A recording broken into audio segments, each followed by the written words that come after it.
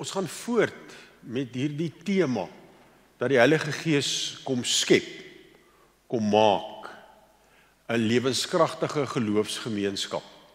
En waar lê ons plek hier binne? Vanaand se tema gaan oor wat die betekenis is van die algemene kerk. Die volgende enetjie asseblief, André. Ons glo aan 'n algemene kerk. Op 'n stadium, en ek is nou nie seker wanneer die vertaling gebeur nie, maar op 'n stadium het daar gestaan katholiek.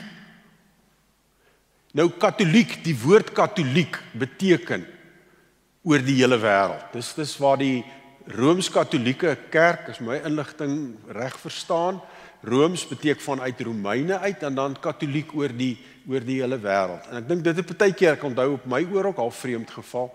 So wat die woord algemeen wil sê, is dat dit is oor die hele wêreld. En dalk is dit beter, net om ons te help, om te sê maar orals. En toe ek dit so geformuleer in ons eie nadenke oor Nicea, waar ons omgee oor grense en op onverwagte plekke. Met ander woorde, wyd, orals. Dis nie so vanselfsprekend nie. Kom ek sê hier, iets net oor hierdie oorgrense.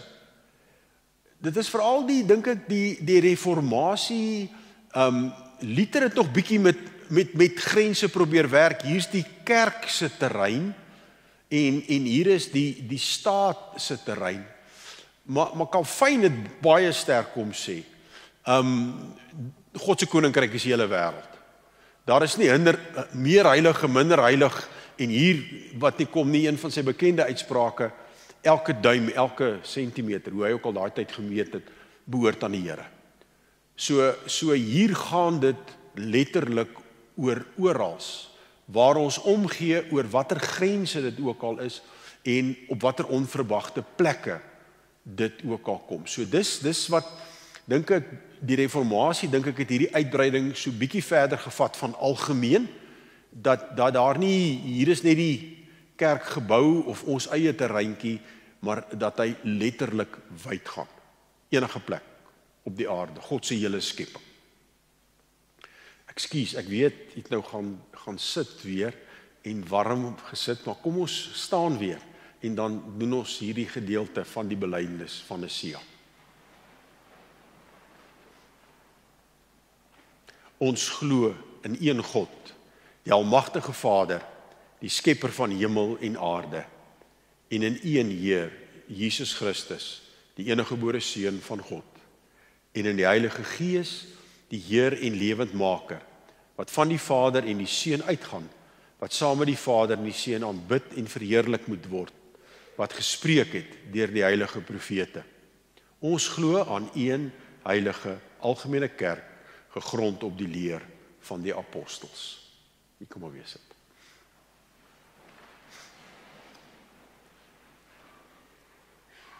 Kom ons buig ons hoofde in gebed.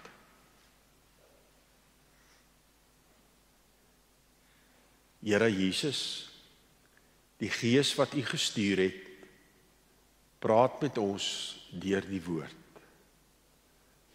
Gebruik ons rede en ons verstand, ons gevoelens, ons hele lewe, om te werk en te verduidelik en nuut te maak. Ons gebed vanaand is, o Gees, dat U hierdie woorde vir ons helder en duidelik sal maak. Dat ons sal verstaan, met ons eie gemaksone uit, waar ons gemaklik is en waar dit verstaanbaar en hanteerbaar is, maar dat U ons roep en stuur na plekke wyer en verder, as wat vir ons net gemaklik is. Daarom bid ons, maklik en self kan ons dit nie doen nie, dat U woord en die Gees vir ons so sal lei, dat ons sal hoor, sal luister, waarheen U ons stuur, as gelowiges, as heiliges, Here, maar ook as geloofsgemeenskappe, hier in die wêreld wat U ons geroep het, dat ons u lig in die wêreld sal laat skyn. Ons bid dit in die naam van die Vader en die Seun en die Heilige Gees. Amen. Ons gaan lees uit Efesiërs 5, dalk net so 'n bietjie agtergrond, ons het nou baie by Efesiërs stil gestaan en ek kon dit sekerlik op enige plek gedoen het, maar sommer net hier vanaand iets net ter agtergrond oor die brief, want ek het nou al 'n paar keer dit op verskillende plekke uit hom gelees. Efese was 'n belangrike dorp, stad van daardie tyd, waarskynlik so 250.000 mense, redelik teen die Middellandse See handelsstad. Daar's van die mense wat sê dis eintlik 'n belangriker stad gewees, ekonomies, handelsgewys, as wat selfs Rome of Alexandrië of Antiochië was. So wat daar gebeur het, is dat daar baie in- en uitgang van mense in deurreis was in hierdie stad. So dit was 'n punt waaruit en in die evangelie ook kon versprei het. En dit dink ek die wete help ons om te verstaan oor waaroor ons vanaand ook stil staan. Interessant genoeg is dat die brief is bedoel as 'n omsendskrywe. As 'n brief wat in die hele Klein-Asië gelees word. Ons noem dit Efese, omdat van die ouer manuskripte die woord Efese in het, maar daar is ander manuskripte wat dit nie in het nie. En die idee is baie keer ook dat die gemeente wat die brief Efese lees, sommer dat die naam nie daar staan nie, dat jy kan sê dis die brief aan hierdie gemeentes, of die gemeentes in Kroonstad. In daai sin is dit regtig 'n omsendbrief. Wat die karakter ook van die brief bepaal is dat hier's nie 'n dwaalleer of iets wat Paulus direk aanspreek en sê, hoor hier, julle maak nou so nie. Dit is meer algemeen om riglyne te gee oor die lewe en vir die lewe van die gelowiges. Hy was waarskynlik in die jaar 53 daar gewees, kort deur op sy eerste sendingreis terug, maar die interessante, dit lees ons in Handelinge 18, maar die volgende jaar daag hy weer in Efese op en bly 3 jaar daar, werk vir 3 jaar in hierdie gemeente en dan skryf hy later uit die tronk uit, in gevangenskap, huisarrest, waarskynlik Caesarea Philippi, skryf hy dan aan die gemeentes. En sy hoofdoel is om hulle te bemoedig. Om vir hulle te sê, maar hier is julle nou as geloofsgemeenskap, kom ek skryf julle in die verskillende gemeentetjies, om vir julle te sê hoe julle moet maak en doen. Wat ons die brief dan ook in hierdie tyd voorgebruik het, om te sê, hoe praat hierdie brief, as ons dit saam met Nicea lees oor die kerk, om vir ons riglyne te gee. Eerste 3 hoofstukke is waarskynlik 'n gebed, wat met 'n lofgebed en 'n lofprysing begin en eindig. Daar's ander indelings ook. Hoofstuk 4 tot 6 is meer praktiese riglyne. Ons het gisterand by 'n deel stil gestaan oor hoe die ampte in die gemeente moet werk. Die bekende deel wat jy baie goed ken in 6 is die wapenrusting. Ons gaan nie daarby stil staan nie. Vanaand se gedeelte gaan oor redelik prakties van hoe ons lewe moet lyk, hoe ons lewe moet inrig. En dan is die lig metafoor. Dis wat jy moet hoor. Lig duisternis speel in hierdie ou nuwe lewe wat Paulus vir hulle oorskryf in hierdie gedeelte wat ons gaan lees, nogal 'n belangrike rol. So ons gaan lees van Efesiërs 5 vanaf vers 6 tot en met vers 20. Laat niemand julle verlei met nikszeggende redenasies nie, want daardeur kom die toorn van God oor die seuns van die ongehoorsaamheid. Moet dis nie deel van hulle wees nie, want vroeër was julle wel duisternis, maar nou in die Here is julle lig. Leef as kinders van die lig. Die vrug van die lig bestaan immers uit alle goedheid en geregtigheid en waarheid. Beproef wat vir die Here aanneemlik is. Ja, moenie deel hê aan onvrugbare werke van die duisternis nie. Stel dit eerder aan die kaak. Want die dinge wat deur hulle in die geheim gedoen word, selfs net om daaroor te praat, is skandelik. Tog word alles wat deur die lig ontmasker word, openbaar. Immers alles wat sigbaar word is lig. Daarom word gesê, word wakker jy wat slaap. Staan op uit die dood, en Christus sal sy lig oor jou laat skyn. Let daarom sorgvuldig hoe julle leef, nie as onverstandiges nie, maar as wyses. Koop die tyd uit, om die dae vol boosheid is. Om hierdie rede moet julle nie onverstandig wees nie. Probeer eerder om te verstaan wat die wil van die Here is.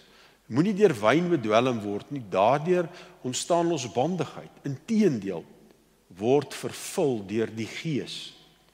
Terwyl julle onder mekaar psalms, lofgesange en geestelike laat opklink, ja, van harte tot die Here sing en psalms sing, en God die Vader altyd oor alles in die naam van hom, ons Here Jesus Christus, dank. Tot sover ons skriflesing. Vriende, ek dink jy sou maklik en duidelik kon hoor dat hierdie gedeelte skep hierdie kontras, lig en duisternis. Ons sou kon sê, dalk hopelik beter as Eskom, ons is in die besigheid van lig. Dis waartoe ons geroep is, veronderstel is. Bekende uitspraak van die Here Jesus in die bergrede. Julle is 'n stad op 'n berg, 'n lig wat op 'n staander moet skyn. Hierdie helder skyn van lig is deel van 'n beeld of 'n metafoor wat vir ons verduidelik hoe dit moet werk. Wat ek dink ook ons sal help om te verstaan, maar oralswaar moet die kerk sigbaar wees. Teenoor die lig staan duisternis. En nou gaan ek nie vanaand u vermoei nie, dis geen kuns nie, om vir u te vertel wat is als donker nie. Ons beleef dit op verskillende maniere, verskillende ervarings. In jou eie lewe kan jy dit beleef, oor ek raak bang, my vlammetjie brand laag, dit gaan swaar, dinge loop verkeerd. Kan voorbeelde in die samelewing, in die dorp, in die provinsie, in die land, in die wêreld waarin ons is. Is hier 'n klomp voorbeelde van donkerte, duisternis. Ons hoef dit nie te ontken nie, maar ek gaan ook nie vanaand probeer om hier 'n lang lys van die duisternis en wat dit als in ons lewens doen vir die weer te gee nie. Wat Paulus hier doen is, hy maak hierdie kontras tussen lig en duisternis. Hy sê as gelowiges, julle daar in die dorpies in Efese of waar ook al, julle het in hierdie ou lewe van julle, as onbesnedenis, as deel van die heidene, het julle in hierdie donkerte geleef. En daarbeur probeer hy hierdie kontras stel tussen lig en duisternis. Julle was vroeër in die donker. Julle het buite die ligkring beweeg. Julle was ou mense wat in die donker leef. En in terme van wat hier gebeur is die vraag dan, wat is hierdie oorgang van donker na lig? En dis baie maklik om te antwoord. Dit is wat Christus kom doen het. Dis die boodskap van die evangelie. Here Jesus Christus het uit genade uit dit bewerkstellig, dat ons, kom ons sê dan, as kinders aangeneem is, gelowiges geword het, heiliges geword het, omdat hy dit kom doen het. Hy het ons kom nuut maak. Ons het nou deel van die lig oor Jesus Christus. Paulus kom dan en motiveer hulle dan, vers 5, vers 8 byvoorbeeld, kom lewe as mense van die lig. Dis die leefwyse wat na vore moet kom. En nou het hy die lys daar gesien wat hy sê, dis 'n vrugbare lewe. Dis 'n lewe wat goedheid na vore bring. Gelowiges van die lig lewe met 'n sekere manier en 'n sekere styl. Gisteraand se tema met integriteit, met geloofwaardigheid gebeur dit. Deel van hierdie lewe van die lig is om die waarheid van die evangelie aan te hang en wat dit verkondig. Teenoor dit stel hy dan die praktyke van die duisternis. En hy sê die lig moet dit ontmasker, moet dit vermy, moet dit uitwys. Hierdie praktyke van die duisternis lewer nie vrugte op nie, lewer nie groei op nie, gee nie lewe nie.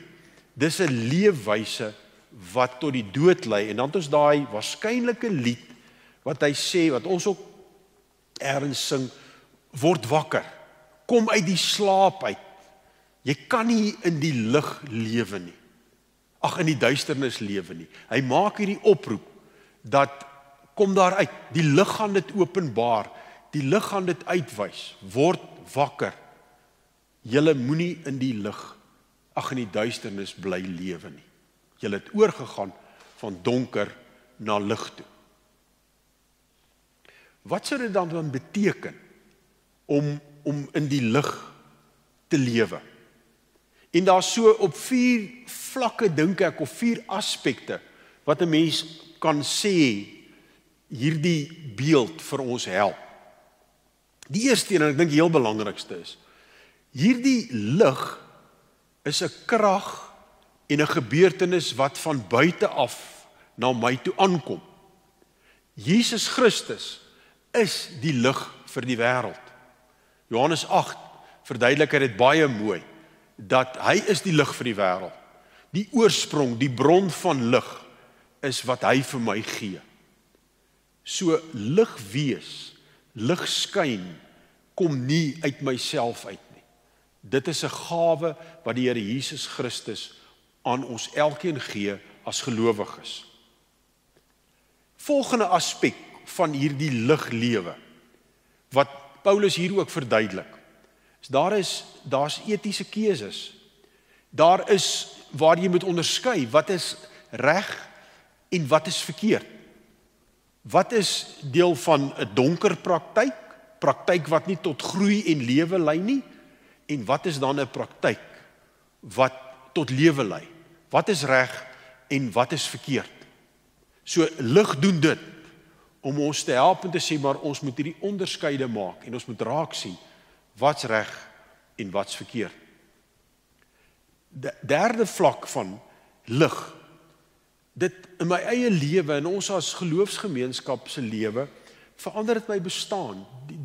Die resultaat van hierdie lig is dat daar vrugbare praktyke, mooi goed in ons lewe na vore toe kom. Dis 'n gawe wat lewe gee. Ons kan daaroor praat as vryheid, vreugde, vrede, dit wat goed is, dit wat reg is. Galasiërs 5 se gawes van die Gees sou mens hier kon noem, van vreugde en blydskap wat in ons lewe uitkom. Die liedere wat ons sing, wat hy hiermee afsluit. Dis die lig wat dit vir ons gee, om sulke praktyke te kan wees. En dan op 'n laaste vlak, dink ek ook, het dit simboliese waarde, in die sin van 'n kers of iets wat ons gebruik om te sê, hier laat dit my dink aan die lig. So dis op verskillende maniere wat die lig in ons lewens 'n rol speel, en wat hierdie beeld is wat op verskillende vlakke lê, wat Paulus vir ons wil uitwys. As ons dan hierdie belydenis maak, ons moet omgee oor grense, die lig laat skyn, gaan dit daaroor dat die opgestane Here van ons sê, as gelowiges, as heiliges, maar hierdie lig moet julle dan uitdra. Lewe daarin. Skyn dit. Kan dit raak gesien word. 'n Bestaan in die duisternis het geen betekenis nie. Dis 'n slaap wat tot die dood toe lei. Word wakker en lewe in die lig. Nou sal die kritiese vraag wees, en dis die vraag waaroor ek dink ons moet dink en om leiding moet bid. Waar oral is dit? Waar is hierdie plekke wat ons oor die grens vat? Wat ons na die onverwagte toe vat? Ek het reeds vir u uitgewys dat uit ons verstaan as gereformeerdes dat die koninkryk van God omsluit die hele wêreld. Dit sou beteken as ons dan die Onse Vader bid, laat u koninkryk kom, dat dit hierdie lig oor die hele wêreld moet skyn. Ek wil ten slotte 2 aspekte uitwys en dis die 2 aanhalings asseblief, ja. Die eerste ene wat ek dink ons in die nadenke hieroor gaan help, is die eerste aanhaling. The only way to stop abuse is to go public. The only way to stop abuse is to go public. Hier is donker praktyke wat gebeur, wat nie van die lig getuig nie. En daaroor moet jy self dink en sê, wat is dit? My notas het ek gesê, dit sal wees so sake soos rasisme, soos geweld, soos misbruik van mag, soos korrupsie, soos geweld teen vroue en kinders. Jy ken wat in ons land aan die gebeur is. So deel van ons as geloofsgemeenskap se verantwoordelikheid sal wees in die hand van daai eerste aanhaling is om te sê, but where do we need to go public? As ons hierdie belydenis maak, het ons as kerk en as gelowiges ook hier waar ons is nie net 'n saak vir iemand daar ver nie. Hoe gaan ons hier sê, moet ons hieroor praat, wat is vir ons belangrik? Is dit vrouens en kinders wat uitgebuit, mishandel word? Dink ons samelewing het 'n baie sterk siekwees daaroor. We need to go public. Dis die een kant wat ek dink hierdie teks van die lig vir ons sê. Die tweede ene sê ook iets daarvan, bietjie op 'n ander manier. Some people think I should stand in the light and give my witness. But I believe God has called me to stand in the dark and there give off my light. Lees hom weer. Some people think I should stand in the light and give my witness.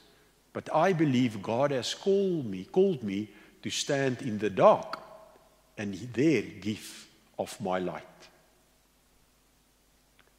Die vraag dan is, waar moet ons so gaan kyk as gelowiges, as individu waar jy werk, woon, kom, as geloofsgemeenskappe hier in ons wêreld, waar moet ons lig gaan skyn? Ek kan nie vir julle voorbeelde uit Kroonstad uitgee nie. Dit is my onmoontlik. Ek kan vir julle een voorbeeld gee in die gemeente waar ek voor was, Rivera gemeente. Die vraag is altyd, hoe ver en wyd moet ons die evangelie uitdra? Dis ons opdrag, Matteus 28. Maar ons moet ook gaan soek op plekke waar dit naby aan ons is, waar ons glo die Here ons lei om te sê, maar hier moet my lig dan ook skyn. Deel van die gemeente Rivera was daai stadium Pretoria Akademiese Hospitaal. Hy het deur 4 name gegaan, van die Voortrekker Hospitaal, Haai Verwoerd, Algemene Hospitaal tot nou Steve Biko toe. Daardie hospitaal, en ek praat nou van so 'n paar jaar terug se syfers, as jy vra maar hoe gaan ons in Afrika lig indra, dan het uit Afrika uit pasiënte in 'n jaarbasis 1 miljoen van mense uit Afrika by ongevalle verbygekom. So dit was binne ons gemeente se grense gewees. Jy kon jou stoel net by ongevalle gaan neersit by wyse van spreek en vir 'n jaar lank sou 1 miljoen mense by jou verbygekom het. So of ons as gemeente gedink het hospitaalbediening is deel van ons roeping en die Here vir ons gesê dis waar julle lig moet gaan skyn. So eenvoudig soos dit. Dit was altyd 'n voorbeeld wat vir my gebruik in die gemeente. Ek kan nou ander stories vertel hoe dit werk. 'n Ouderling het dit begin, kom ek sê net dit. Voor die gemeente gestig was, 1932 het 'n ouderling met die van Oosthuizen die bediening daar begin. Die ou Voortrekker Hospitaal. Die uitdaging vir u in Kroonstad as gelowiges is, waar is die hospitaal by wyse van spreuke? Waar moet ons lig gaan skyn waar dit nodig is? Pinkstertyd en hierdie belydenis wat sê ons glo aan 'n algemene kerk. roep ons dan op om te sê, hierdie Gees wat lewend maak, help ons, beduie ons, my eie lewe as geloofsgemeenskap. Waarheen stuur die Here ons? Dis dalk nie baie ver nie. Dis dalk net 'n stoel neersit op 'n plek, waar 'n klomp mense verbykom, waar ek Christus se lig kan laat skyn. Dit glo ek is die Heilige Gees wat ons moet lei. Ons moet lewend maak om dit raak te sien. Amen.